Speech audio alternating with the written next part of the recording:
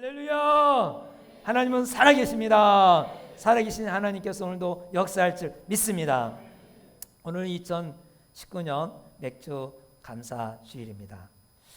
6개월 동안 감사의 삶을 다시 한번 감사하는 마음을 가지고 또 이후로 하나님께서 어떻게 우리에게 감사를 하게 하실지를 기대하는 날이기도 합니다. 우리는 모두가 다 감사하는 조건을 가지고 있습니다. 어느 누구도 이 자리에 참석하신 분들이 감사하지 않는 것이 없습니다. 다 감사할 거예요. 그 중에 특별히 우리가 받은 감사는 죄로부터 구원받은 건 정말 감사한 것입니다.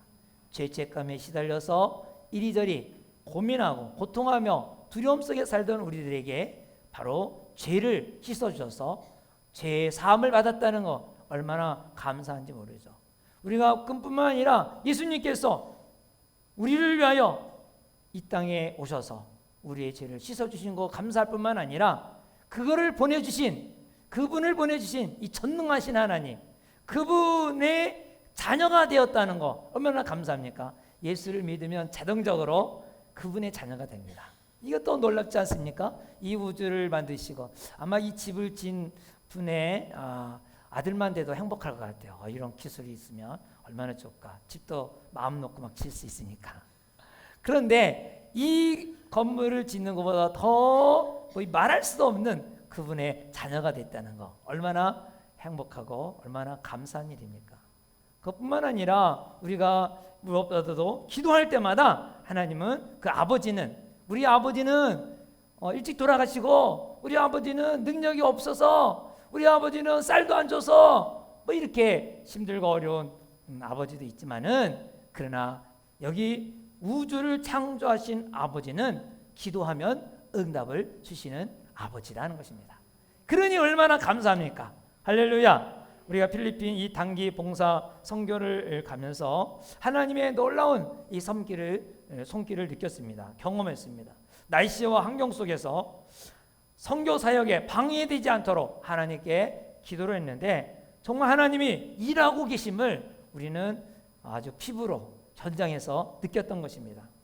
학교는 휴교령이 내렸어요. 왜 휴교령이 내느냐? 비가 너무 많이 와갖고 그 지대가 전부 다 침수가 되니까 이게 개울을 건널 수도 없고 또 비가 많이 오니까 이게 안 되는 거예요. 학교를 갈 수가 없다는 거죠. 그래서 휴교령이 내렸는데도 불구하고 하나님 우리 선교 사역에 비가 오므로 말미암아 사역하는데 방해가 되지 않게 하옵소서라고 기도를 했는데 어쩌면 거기 보면은 이렇게 비 맞고 다니는 거 없잖아요. 쌀을 들고 막 하는데 비를 딱 끝에 갖고 쌀을 들고 다닐 때나 어디 갈 때나 하나님이 놀랍게 학교는 휴교령을 내렸는데 그리고 제가 봤어요. 핸드폰으로 거기 날씨를 봤어요. 100% 비로 다녔어요. 100%. 몇 퍼센트가 있잖아요. 90이나 34 몇 퍼센트 비 올 가능성 100%예요. 그런데도 불구하고 비가 100% 안 왔어요. 얼마나 놀라운 일인지. 하나님이 정말로 놀랍다. 우리가 이렇게 사역하는 것은 자랑도 아니고 만족감을 느끼기 위한 것도 아닙니다.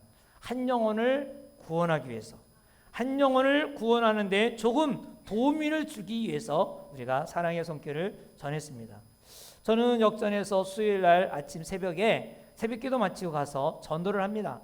1시간 동안 예수 믿으라고 그러면서 외치고 또 외치고 1시간을 목이 터져라 외치고 있습니다.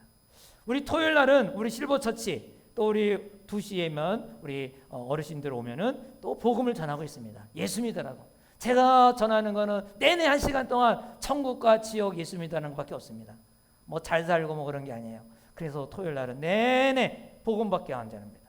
수요일 날은 우리 은퇴하신 권사님들과 같이 실버 식구들 같이 노인정에 인사 전도를 합니다. 인사. 아이고 안녕하세요 하고 우리 용인동께서 왔습니다 하고 이 노인정을 다니면서 간식도 드리고 그러면서 이제 인사 전도하는 거죠.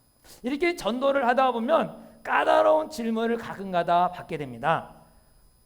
그 질문하는 분이 예수를 믿으려고 질문하면 얼마나 다행이에요.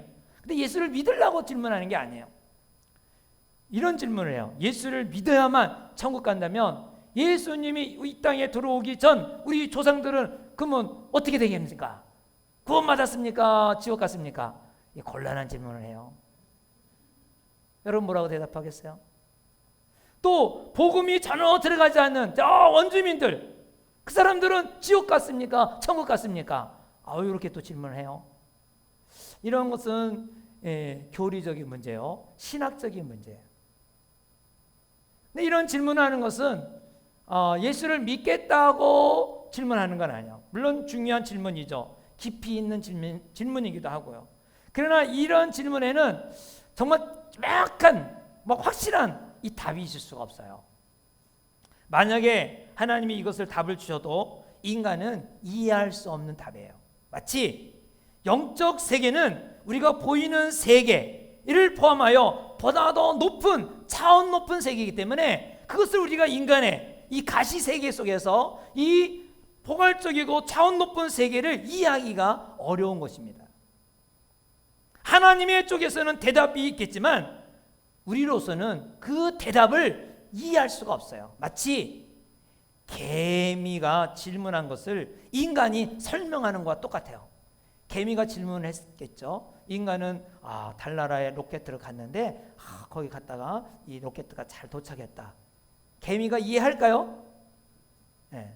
개미에게 말하는 거예요. 우리 남자 여자가 살았는데 한 40년 50년 사니까 너무너무 행복해갖고 지금 행복하다. 이 개미에게 말하는 거예요. 개미가 이해할까요? 개미가 이해하겠어요? 대답 좀 해봐요. 하겠어요, 안 하겠어요? 못하죠. 개미는 인간의 세계를 이해할 수가 없듯이 하나님께서 우리에게 답을 주셔도 우리는 이해할 수가 없습니다. 오늘 본문은 십자가 대속의 사건을 20절부터 쭉 예수님이 구원에 대한 설명을 해요. 예수님이 십자가에 돌아가서 언젠가 내가 들려야 될 것이다. 땅에서 들려서 이로 인해서 구원을 이 얘기를 쫙 해요. 근데 바리새인들이 이 구원에 대해서 관심을 가지고 믿어야겠다가 아니라 신학적인 질문을 하는 거예요. 신학적인 질문. 34절에 보면 이런 말을 하죠. 이에 무리가 대답하되 우리는 율법에서 그리스도가 영원히 계시담을 들었거늘 너는 어찌하여, 예수님에게 말해요, 너는 어찌하여 인자가 들려야 하리라 하느냐. 이 인자가 누구냐? 인자가 누구냐? 이렇게 말하는 거예요. 인자가 들려야 한다는 것은 예수님이 십자가에 못 박아 죽으셔서 우리를 대속하는 사건을 아주 핵심적으로 말하는 것인데 인자가 누구냐? 그러면서 질문하는 거죠. 그 정의를 하라는 거죠. 예수님의 십자가에 대한 관심보다는 신학적인 논쟁을 막 계속 하고 있는 것입니다. 따지는 거예요. 그랬더니 예수님이 그걸 대답합니까? 이 차원 높은 세계에, 영적 세계에 가지고 계신 예수님이 이 가시세계 속에 사는 인간에게 그 대답을 말하지 않고 오히려 한 걸음 더 점프해가고 35절 이렇게 말을 해요. 35절 시작. 예수께서 이르시되 아직 잠시 동안 빛이 너희 중에 있으니 빛이 있을 동안에 다녀 어둠에 붙잡히지 않게 하라. 어둠에 다니는 자는 그 가는 곳을 알지 못하느니라. 무슨 말이냐? 요약한다면 빛 가운데 살아라. 빛 가운데 살아라. 너희들이 빛 가운데 살 수 있는 지금 여건이 만들어졌다. 길을 열어놨다. 그러니까 여러분들이 신학적인 논쟁에 빠지지 말고 빛 가운데 살아라 하면서 꾸중하는 말씀이에요. 우리도 신앙생활 하다 보면 여러 가지 의문이 있어요. 교회를 다니다 보면 이런 궁금한 거, 저런 궁금한 거, 의문이 많이 있어서 그것이 풀어지면 속이 시원하고 예수를 잘 믿겠다 이렇게 생각을 할 거예요. 그러나 여러분 그거보다도 더 먼저 할 일이 뭐냐? 빛의 자녀로서 살아야 된다는 거예요. 아마 여러분 강의를 들을 때 교수님이 질문은 끝나고 하세요. 강의하시는 분이에요. 처음에 막 질문 막 하려고 그러면 끝나고 하세요. 왜? 강의하는 분이 강의 진도가 있는데 그 강의를 진도를 못하니까 끝나고 하라고 한 이유는 강의를 다 진도를 마치지 못하니까 그럴 수도 있지만 그 질문은 강의 끝나고 나면 다 풀어지니까 차라리 좀 참아 있다가 맨 마지막에 끝난 강의 시간에 질문하세요. 이런 말을 해요. 그 궁금증이 많이 있다가도 강의가 다 끝나면 그 궁금증이 다 풀어져요. 우리 신앙생활도 마찬가지예요. 예수를 믿을 때는 궁금한 게 너무 많아. 이것도 저것도 하지만은 그러나 우리가 믿음 생활을 계속해서 보면은 그 궁금증이 어느 순간인가 그게 뭐 중요하지가 않아요. 그때는 그게 중요하다고 생각했어요. 그래서 우리는 어떤 뭐 교리, 어떤 신학적인 것보다도 중요한 게 뭐냐? 아주 기본적인 것만 아면 돼요. 우리들은 기본적인 게 뭡니까? 예수 믿는 데는 기본적인 첫째는 내가 죄인이다. 한번 따라오시죠. 내가 죄인이다. 이것만 깨달으면 돼요.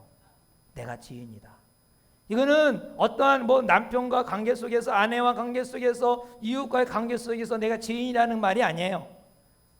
물론 여러분이 여기 정도에 나올 정도면 좀 착한 사람들이 많겠죠. 좀 남한테 손해를 안 끼친 사람 많겠죠. 그래서 내가 왜 죄인이야? 그러면서 따지는 사람도 있겠죠. 그러나 여기서의 죄인이라면 하나님 앞에서, 하나님의 입장에서, 하나님이 보시는 입장에서, 하나님이 비춰볼 때, 하나님의 기준으로 볼 때, 나는 죄인이다. 누가 하나님 앞에서 나는 죄가 없다고 말할 사람이 있어요?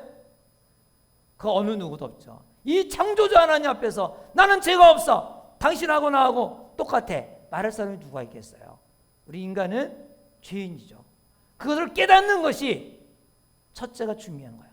두 번째로는 바로 예수님이 이 죄를 바로 대신 형벌을 받기 위해서 십자가에 못 박아 죽으셨다는 이 사실을 믿는 겁니다.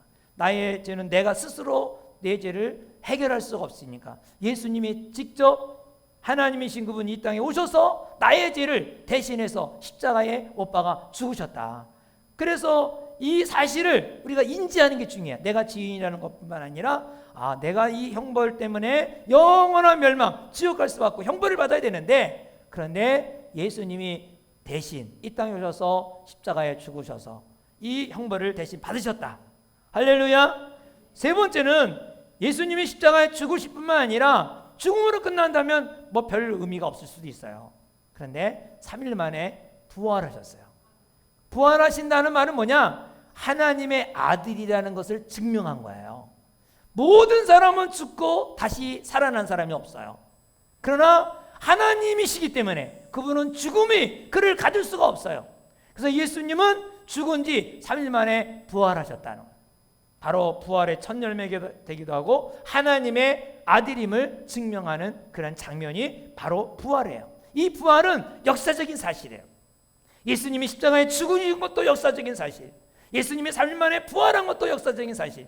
왜 그렇게 역사적인 사실을 할 수 있느냐?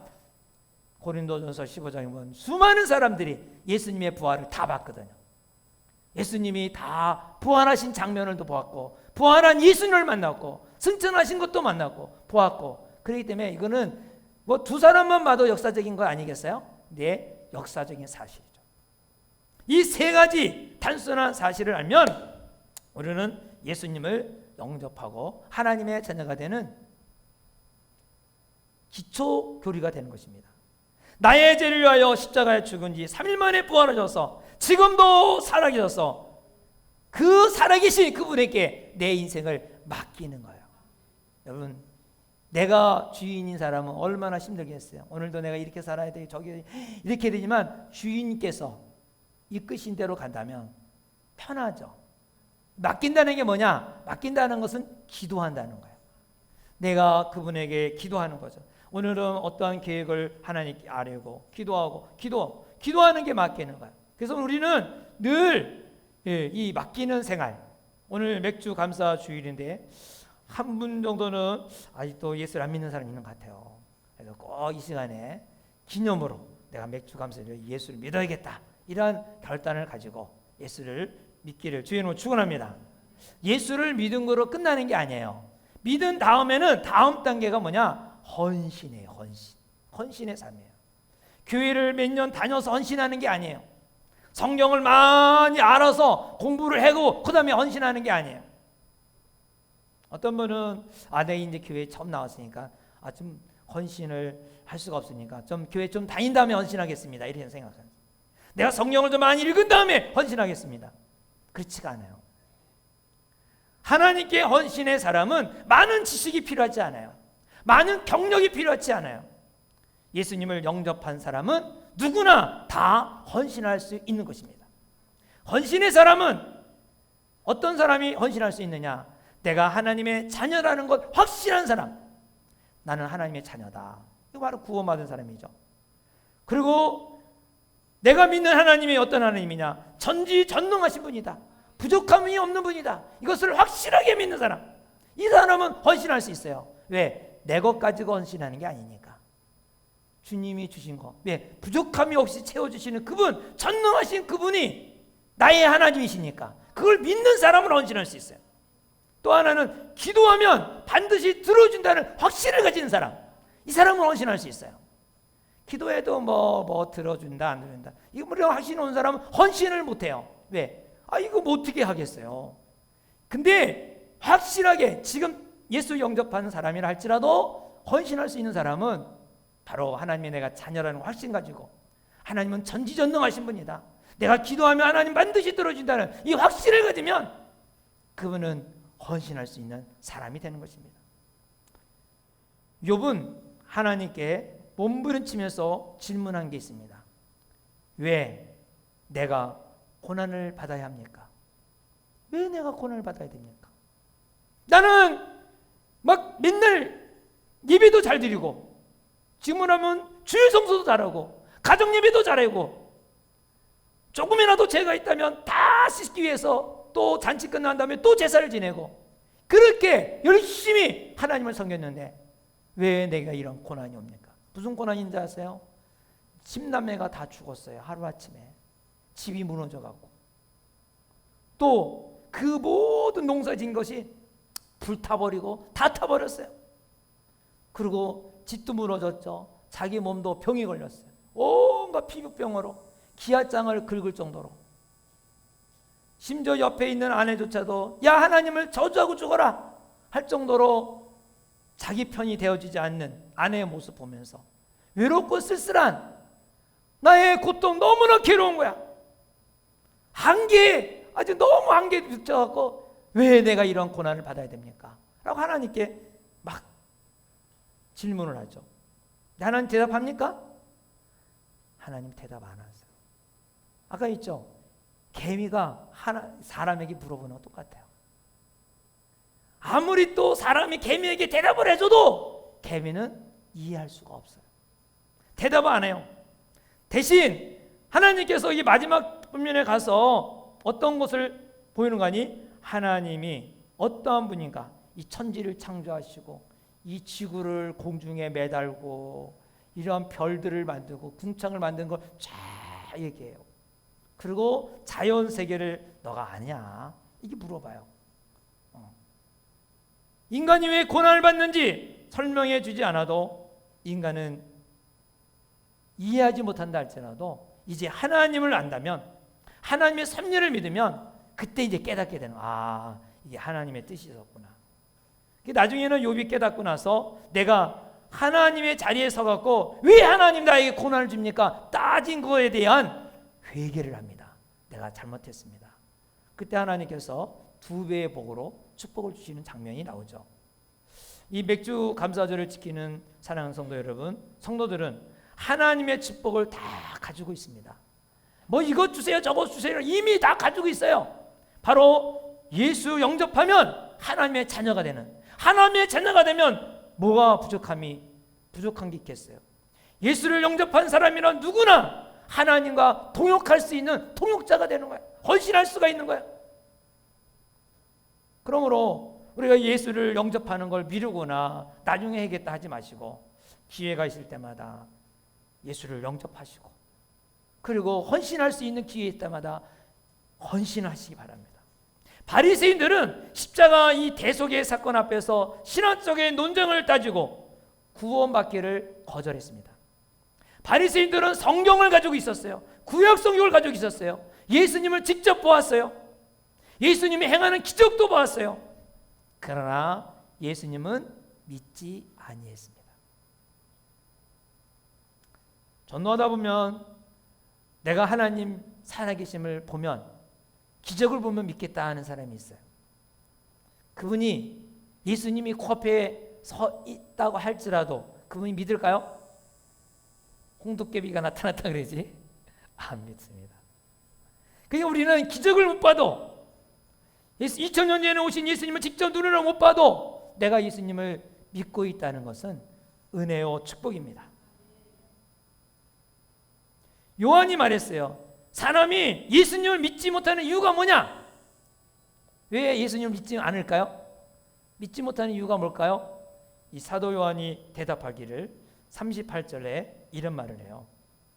37절부터 읽어보면 이렇게 많은 표적을 그들 앞에 행하셨으나 그를 믿지 아니하니 38절 다 같이 시작. 이는 선지자 이사야의 말씀을 이루려 하심이라 이르되 주여 우리에게 들은 말을 누가 믿었으며 주의 팔이 누구에게 나타났나이까 하였더라. 39절 그들이 능히 믿지 못한 것은 이 때문이 곧 이사야가 다시 일렀으되 그들의 눈을 멀게 하시고 그들의 마음을 완고하게 하셨으니 이는 그들로 하여금 눈으로 보고 마음으로 깨닫고.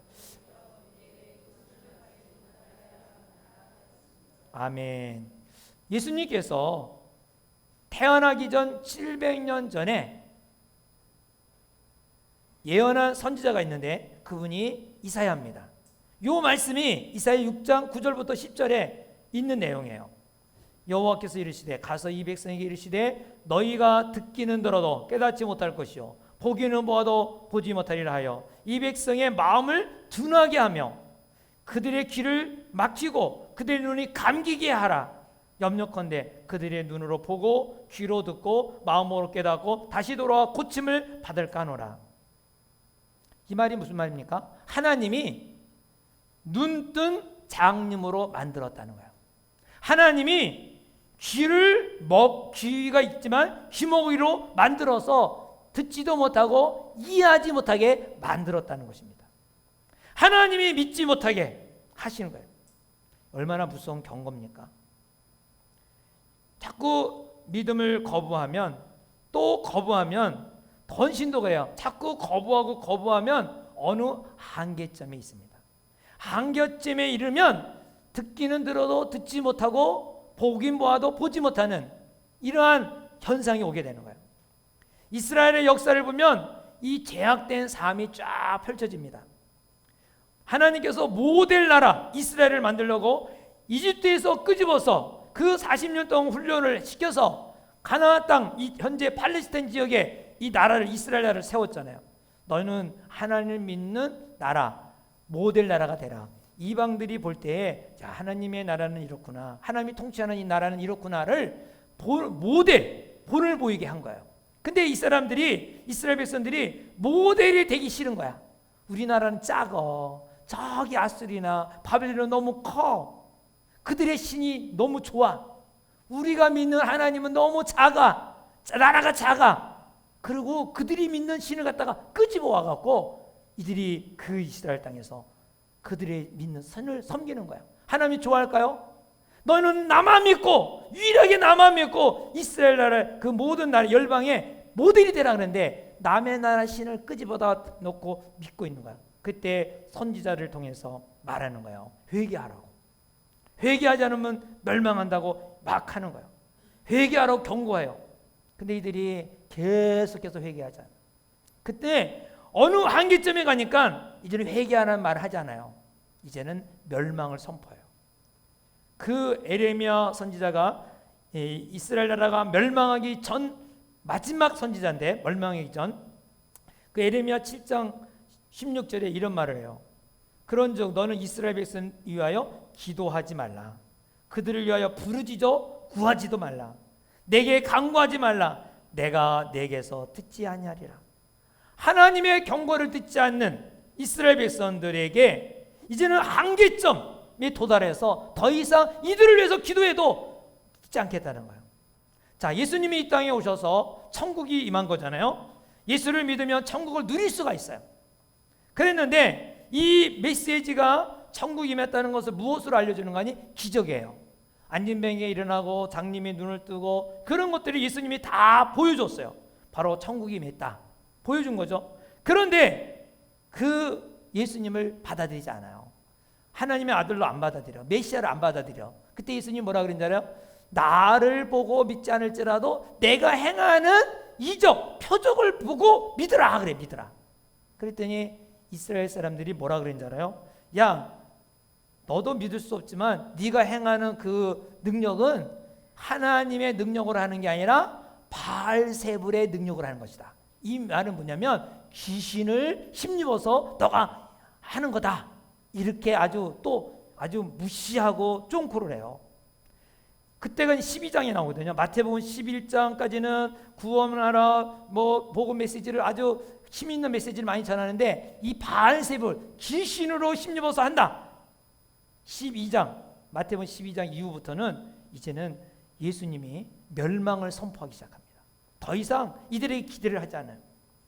다시 말하면 구원의 기회가 있는 것이 있는데 그 기회를 놓치면 자꾸 있는 것이 아니라는 거예요. 한계점을 통과하면 돌이킬 수가 없는 것입니다. 우리 교회에서 마지막 헌신 시간이 있어요. 이걸 모르는 분들이 참 많이 있는데 헌신대가 있어요. 헌신대. 그냥 기도만 받는 게 아니에요. 이 헌신대, 이 마지막 헌신의 시간은 이제 헌신대에 와서 내가 영접하겠습니다. 이 헌신 카드에 그런 게 있어요. 내가 등록하기 원합니다. 라고 체크하는 게 있고요. 세례를 받기를 원합니다. 하는 게 있고요. 영접 모임에 참석하겠습니다. 하는 게 있고요. 그 다음에 세례 받기를 원합니다. 하는 것도 있고요. 내가 하나님 말씀대로 헌신하겠습니다. 재헌신. 예수님을 나의 주인으로 모시겠습니다. 이런 뜻이거든. 재헌신하겠습니다. 그리고 기도받기 원합니다. 특별히 기도 제목들을 적어서 기도받기 원합니다. 이렇게 하는 거예요. 이 적어내는 것이 매우 중요합니다. 이 적어내는 몇 초 사이에 죽음과 생명이 갈라지는 순간이에요. 이게 그냥 하는 게 아니에요. 죽느냐 사느냐에 아주 중요한 시간이에요. 일반적으로 많은 사람들이 마음속으로만 결심하고 그냥 가요. 100년 다녀도 똑같아요. 마음에 결심하고 가면 바깥에 나가면 다 잊어버려요. 그냥 끝나요. 다시 오면 똑같아. 그래서 행복한 걸 못 느껴요. 이런 신앙생활은 행복하고 정말 주님이 동행하고 역사하심을 체험해야 되는데 그거를 못 느끼니까 막 지치고 힘들고 짜증나고 화나고 싸우고 그러다 보니까 또 죄인이 돼갖고, 물론 죄인이죠. 힘들어하는 거야. 근데 여러분, 이 행복함을 느끼고 신앙생활의 변화를 일으키는 그 시간이 시작이 언제느냐? 바로 헌신대에 나와서 헌신하는 시간이에요. 영접하는 거라든가 헌신은 공개적으로 하는 거예요. 왜 공개적으로 하느냐? 공개적으로 하는 것이 왜 중요하냐? 내가 마음속으로만 결심하면 되지. 여러분, 마음속으로 결심한 거는 누가 증명할 사람이 없어. 자기만 알아.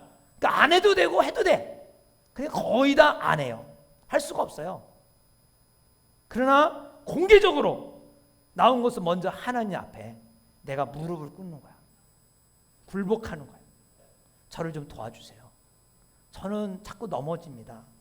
저는 못합니다. 저 좀 도와주세요. 하고 고백하는 시간이 바로 이 헌신대 앞에 무릎 꿇는 시간이에요. 그 적을 때 하나님이 그걸 보시고 완전히 순간적으로 역사하시는 거죠. 그래서 여러분, 기도하면서 헌신대에 나오면 정말 하나님 만져주심을 경험합니다. 그냥 기도받고만 가는 게 아니라 하나님이 나를 어떻게 만지시는지를 눈물과 콧물이 쏟아지는 순간들이 얼마나 많은지 몰라요. 우리가 믿는 예수님은 이 세상의 위대한 인물이나 성인 같은 사람이라면 믿는 것이 어렵겠지만 예수님은 다른 거예요. 달라요. 예수님은 어떤 분입니까? 우리를 변화시키고 우리를 역사하시고 우리를 만져주시는 어떤 분인가? 예수님이 말씀하십니다. 44절부터 46절을 한번 보겠습니다. 44절 46절 시작. 예수께서 외쳐 이르시되 나를 믿는 자는 나를 믿는 것이 아니요 나를 보내신 이를 믿는 것이며 나를 보는 사람은 나를 보내신 이를 보는 것이라. 나는 빛으로 세상에 왔나니 무릇 나를 믿는 자는 어둠에 거하지 아니하려 함이라. 할렐루야. 예수님은 어떤 분이냐? 곧 하나님이시다는 거죠. 하나님이시다. 전능하신 하나님, 우주를 만드신 하나님, 창조주 하나님, 우리를 변화시키시는 하나님, 우리의 가정을 변화시키시는 하나님, 나의 인생을 변화시킬 수 있는 하나님이라는 거예요. 하나님은 어떤 분, 예수님은 어떤 분입니까? 우리 49절에 봅시다. 시작. 내가 자의로 말하는 것이 아니요 나를 보내신 아버지께서 내가 말한 것과 이것을 친히 명령하여 주셨으니. 예수님은 어떤 분이냐? 예수님이 말하는 것은 자기가 자의로 하지 않는 거야. 누구의 말이라? 하나님의 말씀이다. 하나님의 말씀. 내가 말하는 게 하나님이 들려준 말씀을 하는 것이다. 누가 그렇게 당당하게 말할 수 있겠어요? 예수님은 그렇게 지금 말하고 계세요. 예수님이 어떤 분이십니까? 예수님은 이 땅에 오셔서 죽은 지 3일 만에 부활하신 역사적인 분이십니다.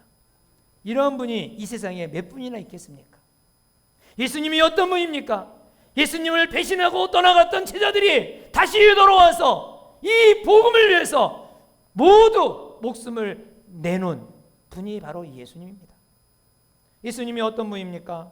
47절에 보면 사람이 내 말을 듣고 지키지 아니할지라도 내가 그를 심판하지 아니하노라. 내가 온 것은 세상을 심판을 함이 아니요 세상을 구원하려 함이라. 예수님이 그 당시에 2000년 전에 오실 때는 이 땅에 심판하러 오신 것이 아닙니다. 구원하러 오셨어요. 구원하러 오신 예수님을 바리새인들이 거절한 거예요. 배신한 거예요. 다시 오실 때는 예수님은 심판주로 오십니다. 다시 오시기 전에, 한계점이 이르기 전에 기후 구원받을 수 있는 기회에 우리는 예수를 믿어야 됩니다. 지금도 전도하다 보면 예수 복음 듣지 못한 자가 지옥에 보내는 것이 불공평하다고 이렇게 따집니다. 근데 여러분, 원래 인간은 가만히 두면 어디 가게 돼 있어요? 천국 가는 게 아니에요. 그냥 지옥에 가게 돼 있어요. 자동적으로. 그런데 예수님이 이 땅에 오셔서 구원의 길을 마련해 주신 거예요. 구원의 길, 내가 곧 길이요 진리요 생명이니 나로 말미암지 않고는 아버지께로 갈 자가 없다. 우리는 그냥 태어나자마자 지옥으로 가고 있는데 예수님이 이 땅에 오셔서 예수를 믿으면, 이 구원의 길에 들었으면 누구든지 천국 간다는 거예요. 그러니까 지옥 가는 거는 예수님 때문에 지옥 가는 게 아니라는 거예요. 내가 선택해서 그냥 자동으로 가요. 예수 믿으면 되는데 안 믿으니까 딱이야 선택한 거 아니겠어요? 그러면 천국과 지옥은 어떤 곳입니까? 천국은 장소, 어떠한 장소, 뭐 이렇게 막 신도시를 만들어 놓고 그리고 여기가 천국이다. 그런 데 좀 갔으면 좋겠다. 물론 요한계시록 이렇게 장소적인 개념도 있지만은 예수님 말하는 천국 개념은 이런 거예요. 바로 하나님의 자비와 하나님의 용서와 하나님의 은혜가 거하는 것은 천국이에요. 지옥이 어디냐? 하나님의 자비가 없고 하나님의 용서가 없고 하나님의 은혜가 없는 곳, 이것이 지옥이에요. 여러분 그러잖아요. 오늘은 천국 같다. 너무 행복하다는 거죠. 이런 날만 계속 되면 좋겠다. 그런 날이 있었어요, 없어요? 그런 날 한 번도 없었어요? 네. 그런 날이 있었다면 그거에 억배 이상의 좋은, 그것이 천국이에요. 어떤 날 살다 보면 오늘 지옥 같다, 그런 날 있죠. 창살 없는 감옥같이 오늘 같은 날은 당하지 않으면 좋겠다, 지옥 같은 인생이다. 그런 경험이 있어요, 없어요? 그런 거 있죠. 그거보다 더 고통스러운 것이 영원히 있는 것이 바로 지옥이에요. 지옥. 그러므로 하나님의 은혜가 임하는 곳, 그것이 천국이에요. 그러니까 천국, 예수님 말씀은 천국은 여기 있다 저기 있다가 아니라 바로 네 마음속에 있다 그랬잖아요. 예수님을 영접한 사람, 예수님이 내 안에 계시면 벌써 천국을 이루고 행복을 누리는 거예요. 근데 예수를 믿는데도 행복하지 않다, 이 문제가 있지 않아요? 나는 행복하지가 않아, 너무 힘들어, 어려워, 찔찔찔찔, 문제가 있지 않아요? 예수를 안 믿는 거죠. 예수를 안 믿는 거예요. 다시 말하면 예수님을 주인으로 섬기지 않았다는 거예요. 예수님이 나의 주가 되셔서 나를 다스리고 이끄신다는 하나님의 은혜, 하나님의 그 은혜가 늘 임한다는 것을 우리가 믿지 않는다면 행복한 인생을 살 수가 없어. 하나님은 이렇게 생각할 수 있어요. 하나님이 내가 싫으냐? 그러면 나 없이 한번 살아봐라. 그것이 어디예요? 지옥이죠. 지옥. 하나님의 자비가 없지. 하나님의 은혜가 없는 것 지옥. 예수님이 이 세상에 오신 것은 바로 구원을 주시기에요. 구원받은 거 하나 그 자체가 너무너무 감사한 거예요. 여러분, 구원이라는 단어마다도 거기에 우리의 죄를 씻음 받고 하나님의 자녀가 되고 또 우리가 하나님의 동력자가 되어서 우리가 늘 하나님과 평강을 누릴 수 있는 것, 얼마나 귀한 축복입니까? 아직도 예수를 믿지 않고 있다면 꼭 예수님 믿는 자가 먼저 돼야 되고, 예수를 믿는 사람은 행복을 위해서라도 헌신하기 바랍니다. 예수님이 나의 주인으로 여기겠습니다. 주님이 말씀하신 따라가겠습니다. 이 사람은 늘 행복한 삶, 우리의 삶이 천국의 삶이 될 줄 믿습니다. 우리 기도하겠습니다. 우리 기도할 때 한번 우리 마음속으로 헌신이 있기요, 또 헌신할 수 있는 여러분이 되기 바랍니다. 예수님을 나의 주인으로 섬기겠습니다. 이미 여러분들이 영접한 사람도 있겠죠. 그러나 아직도 주인으로 여기지 아니하고 내가 주인이 되어서 내가 하고 싶은 대로 하는 것이지 않습니까? 주님께 의뢰하지도 않고 기도하지도 않고 주인 되시게 묻지도 않고 내가 원하는 대로 하는 것, 이것은 아직도 예수님을 주인으로 여긴 것이 아닙니다. 예수님 믿는다면서도 내가 해야 되니까 불행한 것입니다. 내 인생 내가 책임질 수 없습니다. 예수님이 책임지면 행복한 사람이죠. 내가 내 인생을 책임지면서 불안하고 초조해서 늘 걱정이 염려가 돼서 내가 다 해결해야 되니까 얼마나 짜증나고 힘듭니까?